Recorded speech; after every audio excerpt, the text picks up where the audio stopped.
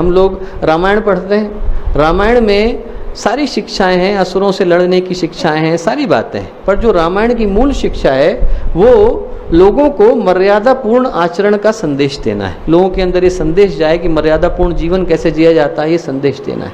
गीता का जो मूल संदेश है वो लोगों को निष्काम कर्म की प्रेरणा देना है। भगवान राम धरती पर आए तो उनके धरती पर आने के पीछे का उद्देश्य धरती को असुरता से मुक्त कराना था, नकारात्मकता से मुक्त कराना था, लोगों को त्याग के प्रति, बलिदान के प्रति, सेवा के प्रति उनके मन में अभिरुचि जगाना था, ये सब था। इसलिए नहीं था कि भगवान राम धरती पर आए कि साहब हमारे पैर पूज लिए जाएं और आरती हो गई तो हमारा काम खत्म, हम चलें, 100 मंदिर बन गए हमारे नाम के, हम चलें। ये भगवान के आने के पीछे का उद्देश्य नहीं था।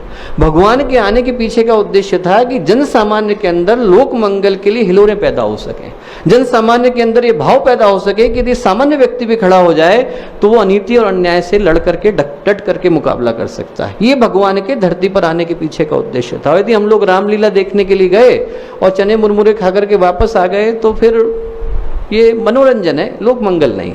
फिर हमने रामलीला देखी कि सिनेमा देखी, बात एक बराबर है। फिर हम लोगों ने मनोहर कहानियां पढ़ी कि गीता पढ़ी, एक बात बराबर है।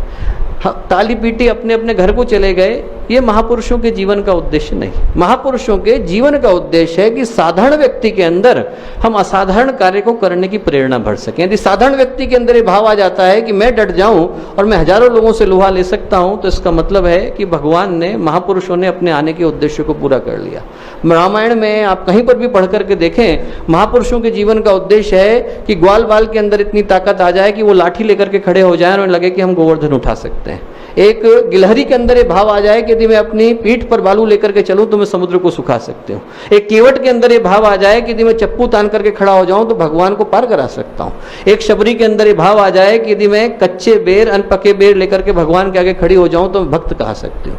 रामायण का ये उद्देश्य, गीता का ये उद्देश्य, महापुरुषों के धरती पर आने के पीछे का ये उद्देश्य है कि साधारण व्यक्ति के अंदर भी असाधारण कार्य को करने की प्रेरणा आ जाए।